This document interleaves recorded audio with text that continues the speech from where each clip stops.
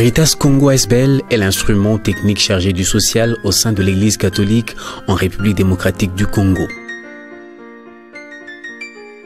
Elle a été créée en 1960 et jouit d'une personnalité juridique datant de 1964.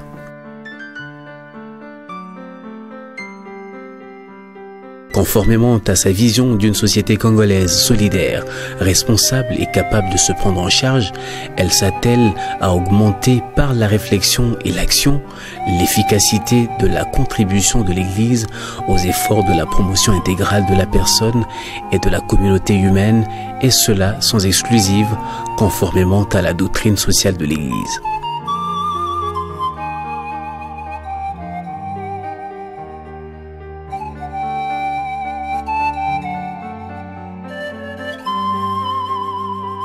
Son secrétariat exécutif s'occupe de la coordination des activités de toutes les 47 Caritas diocésaines, de la représentation de ces structures, du renforcement de leurs capacités, du plaidoyer, ainsi que de la mobilisation des ressources et de la promotion d'un partenariat responsable.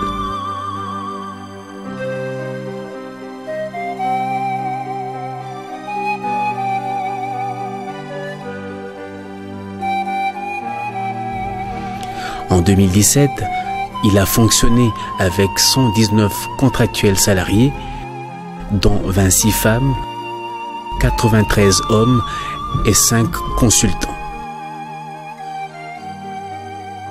Au plan organisationnel, Caritas Congo ASBL comprend une coordination nationale appelée secrétariat exécutif, 47 bureaux diocésains dénommés Caritas Développement Diocésain, 1500 Caritas paroissiales et plus de 10 000 cellules.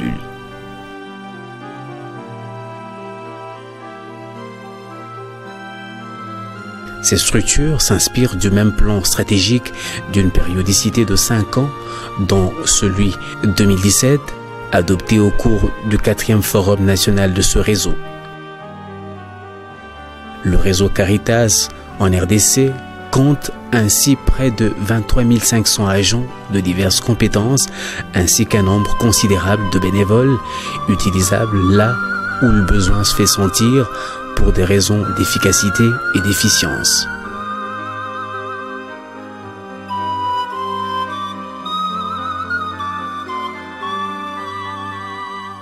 Pour accomplir sa mission, le réseau Caritas Congo ASBL possède de bien nombreux bureaux, meubles, centres d'accueil, fermes agricoles, charrets automobiles,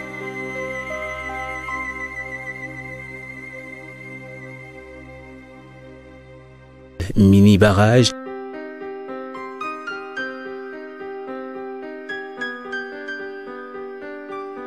usines et équipements divers, même dans le coin les plus reculés du pays.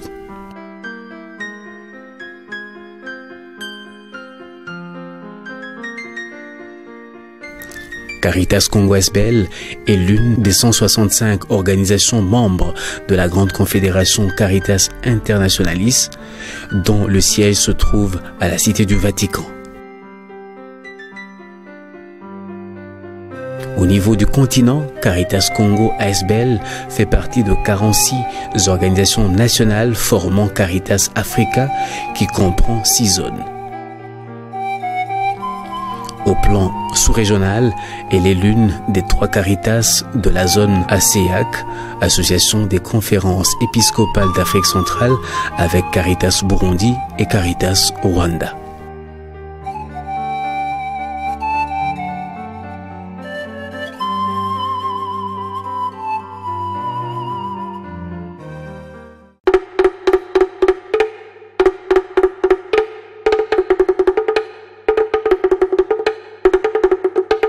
L'objectif poursuivi à travers cet axe, c'est de consolider effectivement l'identité Caritas en tant qu'instrument de la pastorale sociale de l'Église, les capacités globales de ses membres et du réseau tout entier, ainsi que le partenariat au sein du réseau Caritas et en dehors du réseau Caritas en République démocratique du Congo.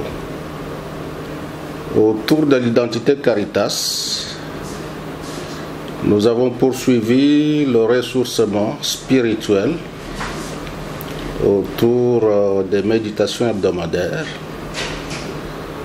autour des messes journalières et mensuelles, autour des récollections et même autour des entretiens spirituels que notre aumônier a pu avoir avec certains de nos collègues pour nous permettre de communier avec le Christ que nous servons du reste à travers les pauvres auxquels il s'identifie. Nous avons également travaillé sur la mise en œuvre des normes de gestion de Caritas Internationalis. Ces normes constituent également un élément essentiel de notre identité et nous avons de manière un peu plus particulière travaillé sur la mise en œuvre de la norme de gestion numéro 2 qui porte sur la gouvernance et l'organisation autour de la gestion des risques et de la viabilité.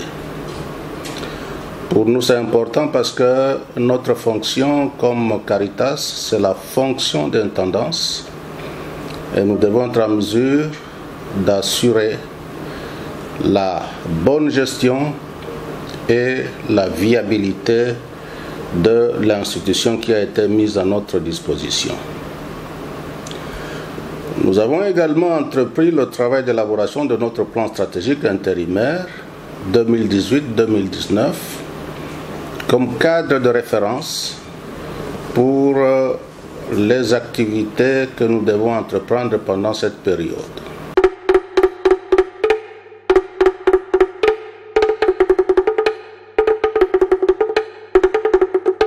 Service promotion de la solidarité et du partage travaille essentiellement sur l'axe compassion en action, qui comprend les réponses aux urgences et les cas sociaux.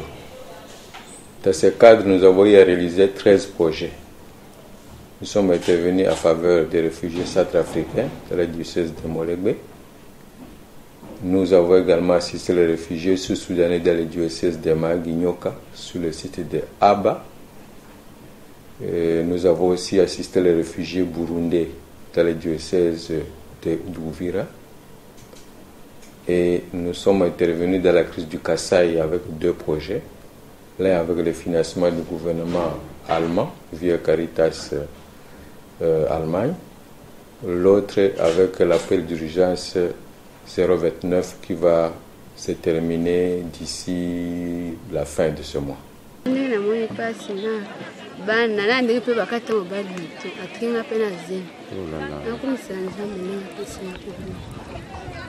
Comment on a?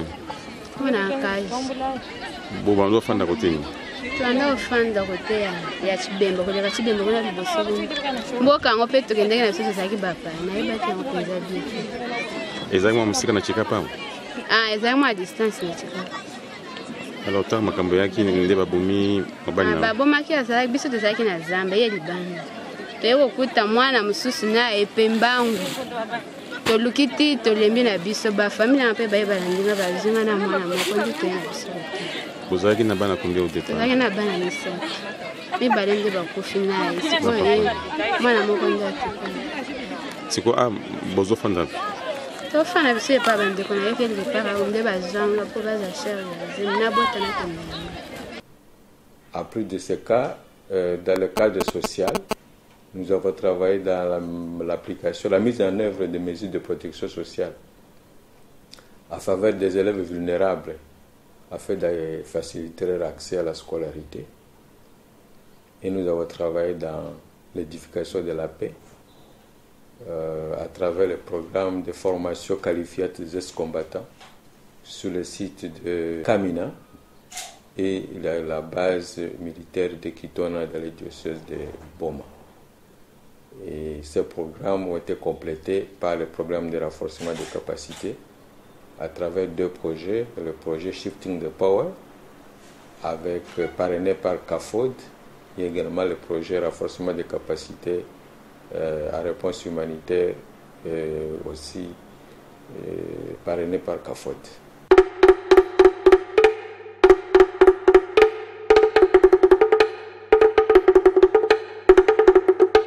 Oui, nous conformons au plan stratégique de Caritas Congo. Le service de promotion de la santé, en dehors de sa fonction primordiale de coordination de l'action sanitaire de l'Église catholique en RDC, et c'est là, conformément à la politique nationale en la matière, le SPS a mobilisé plusieurs financements pour lutter contre les maladies dites de la pauvreté. Mais en dehors de cela, le SPS aussi a appuyé le ministère de la Santé dans la mise en œuvre des actions concernant l'immunisation et enfin des actions concernant la protection ou la prise en charge des victimes des violences liées ou basées sur le sexe. Concrètement, qu'est-ce qui a été fait en 2017? Les financements ont été obtenus auprès du partenaire Fonds mondial. Et là, nous avons eu à lutter contre les 3 maladies principales, la tuberculose, le paludisme et le VIH-Sida. En ce qui concerne la lutte contre la tuberculose, en notre qualité de PR, nous avons appuyé le programme national de lutte contre la tuberculose dans l'approvisionnement des médicaments antituberculeux à travers toutes les 515 zones de santé. Mais aussi, Caritas Congo a réhabilité ou même construit des pavillons de malades tuberculeux multirésistants ou pharmacorésistants, mais aussi la construction des bâtiments abritant les bureaux de coordination provinciale de lutte contre la lèpre et la tuberculose. Le programme national de lutte contre la tuberculose que je représente ici est fier de voir ce bâtiment érigé. Tel que je le vois, je me suis dit, au moins les autorités politico-administratives et sanitaires ont pensé à l'évolution de la modernité, à l'évolution du travail qui doit se mener ici à la Tchouapa. C'est pour cela que je tiens à vous dire merci et vous féliciter. Je dis merci à Caritas parce que ce n'est pas facile. Mais chaque fois que je vois l'ingénieur Alidor, on se croise à plusieurs endroits. J'étais avec lui à Goma, où il est en train d'ériger le pavillon, là où on doit héberger les malades multirésistants. Nous sommes retrouvés en Bujumaï quand il remettait les clés. Il venait d'ériger le pavillon là où on doit garder les malades multirésistants. J'ai visité Kimpese où on a érigé un bâtiment là où on doit garder les malades multirésistants. Et j'ai vu le bâtiment comme celui-ci qu'il a érigé à Bouta. Et j'ai vu l'autre qu'il a érigé à Gemena. Je me dis, c'est un garçon qu'il faut féliciter, il faut l'encourager pour le travail qu'il fait. Non seulement l'ingénieur Alidor seul, mais toute la Caritas Congo. Que la Caritas trouve le profond remerciement du programme. Toujours avec les mêmes financements, nous avons travaillé dans la province du Maïndombe où, à travers 100 rues, Caritas Congo a appuyé les 14 zones de santé de cette province. Mais aussi avec Corded, toujours avec les financements du Fonds mondial, nous avons travaillé dans les provinces du Nord Kivu, du Maniema et de la Chopo pour des activités de lutte contre le VIH et le SIDA. En dehors de ce partenaire, en dehors du financement du Fonds mondial, nous avons eu un financement, on a mobilisé un financement auprès de l'UNICEF dans le cadre de la lutte contre la malnutrition. Et cela dans la province du Haut-Katanga, où nous avons accompagné ou appuyé 6 zones de santé dans la dynamique communautaire et 2 zones de santé dans la nutrition à base communautaire. La fondation Bill et Melinda Gates a appuyé Caritas Congo avec un financement pour la surveillance à base communautaire dans 5 zones de santé de la province du Kwilu. Et je disais donc Gavi, qui est une alliance qui appuie la vaccination dans notre pays à travers le ministère de la Santé et son programme élargi de vaccination, nous avons bénéficié d'un financement à travers Sanru pour appuyer cette mise en œuvre dans 30 zones de santé dans les provinces de l'Équateur et de la Chuapa. Comme je l'ai dit tout à l'heure, nous sommes intervenus dans la lutte contre les violences basées sur le genre, et c'est là avec le financement de l'UNFPA dans les provinces du Nord et Sud Kivu, l'Ituri, le Kasaï central et le Tanganyika. Voilà donc brièvement des programmes ou des projets qui ont été mis en œuvre en faveur des populations vulnérables, qui est l'option préférentielle de Caritas Congo, mais évidemment cela n'a pas été facile ou épargné des difficultés. Caritas Congo SBL et ses organisations membres se sont fixés comme troisième objectif stratégique d'autonomiser les communautés locales en situation de précarité en RDC avec leur participation. Ils se sont ainsi engagés à faciliter l'accès durable des femmes, hommes et jeunes, filles et garçons vivant dans les communautés les plus démunies et les plus défavorisées aux services sociaux de base, santé, éducation, eau potable, ainsi qu'aux ressources nécessaires.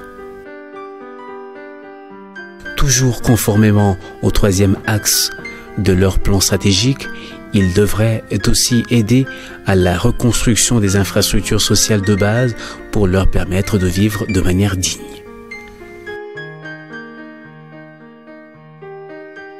Dans ce domaine, les interventions de Caritas Congo SBL en 2017 ont notamment touché l'appui à la sécurité alimentaire dans les diocèses de Kindu, Kisantu et Kongolo, l'appui à l'amélioration de l'accès et la qualité de l'éducation des élèves filles du degré terminal dans les diocèses de Butembo-Beni et de Wamba, l'appui à la scolarisation des enfants et adolescents en dehors de l'école et AD, l'appui aux communautés dépendantes de la forêt en RDC, l'appui à la dynamique d'autopromotion paysanne dans le cadre duquel une ferme pilote est fonctionnelle dans la banlieue de Kinshasa.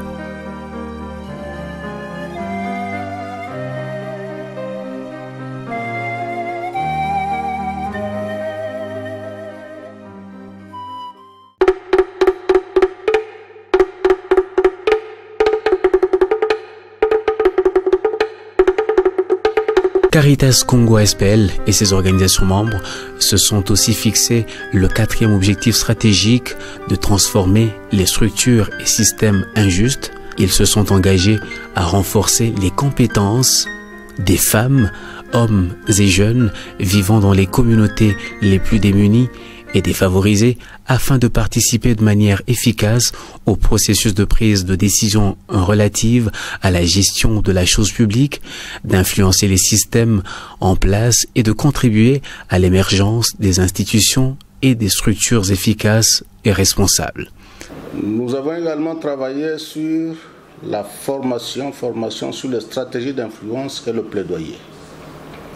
Simplement parce que nous ne pouvons pas nous limiter à travailler sur les conséquences. Nous devons également essayer de lutter contre les racines qui entretiennent les situations que nous observons en termes de crise humanitaire, en termes de famine, de difficultés d'accès. Ce que je pourrais dire est que la crise au Congo, ça dure depuis très longtemps. Il est temps que nos dirigeants, tout le monde prenne conscience que nous n'allons pas rester un pays de crise. Il faut aussi évoluer vers le développement et qu'on travaille étroitement les acteurs de stabilisation, c'est-à-dire les acteurs politiques et administratifs, et nous les acteurs humanitaires, pour qu'on mette fin à ces crises récurrentes par la pacification durable de tous les pays, pour qu'on puisse travailler pour le développement. On ne va pas rester seulement dans la crise humanitaire. Ces peuples qui souffrent ont droit à la solidarité internationale. Ils ont droit à ce que leur cause soit entendue.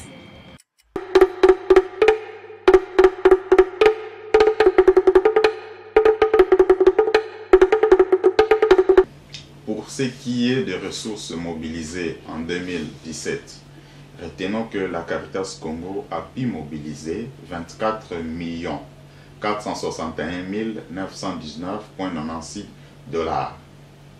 Comprenez que par rapport à ces mobilisations, il y a une mention spéciale au service de promotion de la santé qui a, lui tout seul, a pu mobiliser 14 689 848,90 $, et suivi des services des urgences à raison de 6 613 754,68 $. Et enfin, les services de développement qui, à son tour, a pu mobiliser 1 546 710,10 $. Et les restes, ce sont nos autres partenaires pour lesquels nous n'avions pas pu faire les détails ici. Les bénéficiaires ciblés, en tout cas, sont satisfaits de nos interventions. Il est vrai que les besoins sont immenses, le nombre de personnes est très grand, d'ailleurs il a augmenté parce que le plan humanitaire a été même révisé cette année justement pour tenir compte de cette évolution des budgets de besoins. Mais ce qu'on a pu cibler, ils sont satisfaits de ce qu'ils ont reçu de la part de Caritas.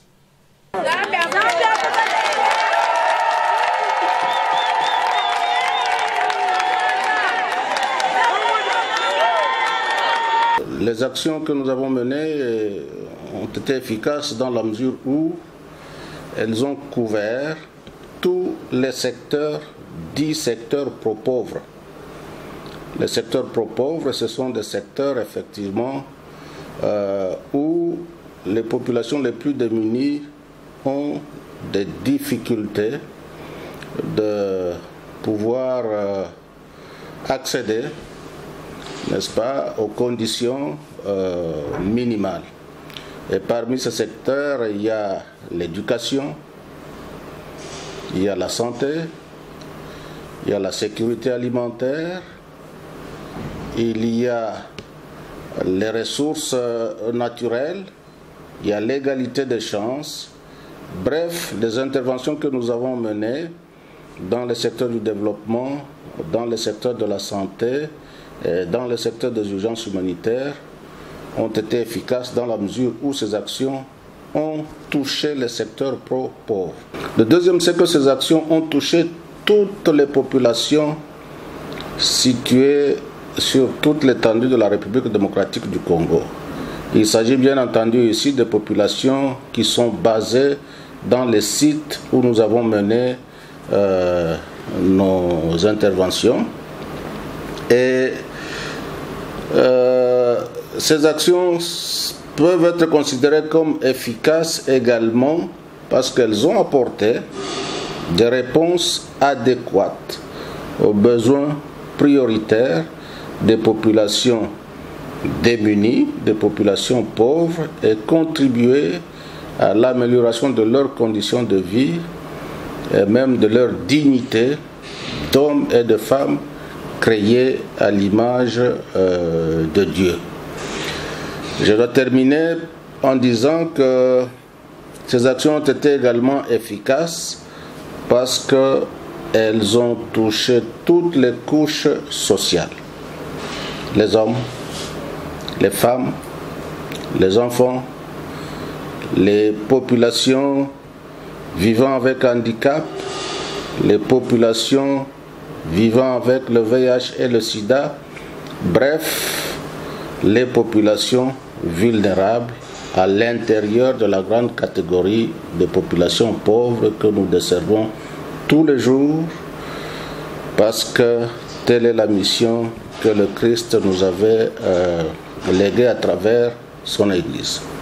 Certainement, parce qu'au cours de la mise en œuvre de tous ces programmes, nous avons eu des missions de suivi et d'évaluation à l'interne, où même le ministère de la Santé a suivi tous ces programmes et a été en contact avec les bénéficiaires qui sont suffisamment satisfaits du travail que Caritas Congo mène en leur faveur. Et je voudrais vous dire que j'ai vu du travail sérieux, j'ai vu les récoltes et j'ai vu que vous pensez déjà plus loin, et ça aussi c'est très encourageant pour moi, et je vais aussi reporter ce message chez moi en Allemagne. Je voudrais vous dire que l'appui qui est venu pour vous, c'est financé par les contribuables allemands et aussi par des petits donateurs. Ce sont des gens pas riches, mais qui se sentent solidaires et qui veulent donner un peu pour des gens qui souffrent ailleurs. Et pour eux, c'est très important de savoir que ce qu'ils donnent, ça arrive et ça fait un impact, ça fait un changement dans la vie des gens.